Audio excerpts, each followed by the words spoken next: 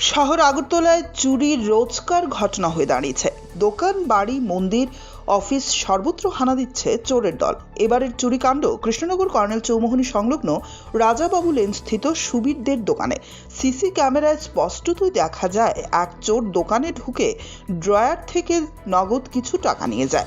দোকান মালিকের অভিযোগ, কেশে থাকা 10 থেকে 12,000 টাকা নিয়ে গেছে চোর। এর আগেও এই দোকানে দুবার চুরি হয়েছিল।